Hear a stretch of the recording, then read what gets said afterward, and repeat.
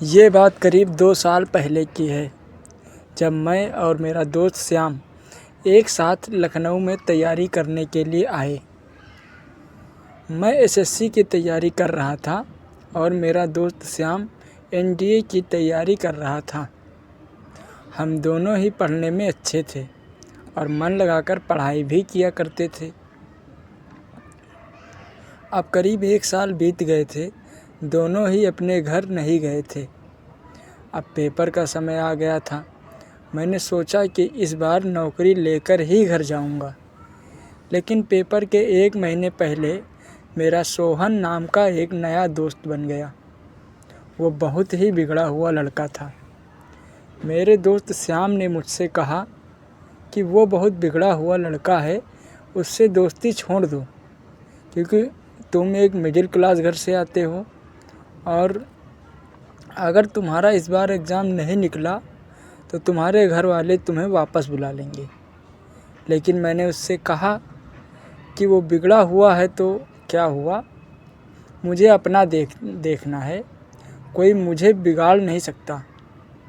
अगले दिन सोहन मेरे रूम पर आया और बोला, आओ तुम्हें 4 बाग से घुमाकर लाता हूँ। मैंने उसे मना कर दिया, लेकिन उसने ज़बरदस्ती की तो फिर मैं उसे मना नहीं कर सका और उसके साथ चला गया। वह मुझे एक बार में लेके गया। वहाँ बहुत सी लड़कियाँ भी थी। वह वहाँ पर बियर पीकर नाचने लगा। बाद में मैं भी उसके साथ मस्ती करने लगा। इसी तरह मेरा ध्यान पढ़ाई से हटने लगा, क्योंकि मुझे वो सब अच्छा लगने लगा था, लेकिन मैं पीता नहीं था। अगले दिन मेरा एग्ज़ाम था। मेरे दोस्त ने खूब पढ़ाई करके गया था, लेकिन मैं पढ़ाई नहीं कर सका था। मुझे घमंड भी था कि मेरा एग्ज़ाम तो निकल जाएगा। और कुछ दिन बाद रिज़ल्ट आ गया। मैं 2 नंबर से मेरिट से बाहर हो गया था और मेरा दोस्त पास होकर अधिकारी बन गया था और वह अब खूब पार्टी और मस्ती भी कर रहा था। मैं वहाँ सब छोड़ के गांव आ गया और खेती बाड़ी करने लगा, क्योंकि मेरे घर में उतने पैसे नहीं थे कि मैं ज़्यादा से ज़्यादा तैयारी कर सकूं।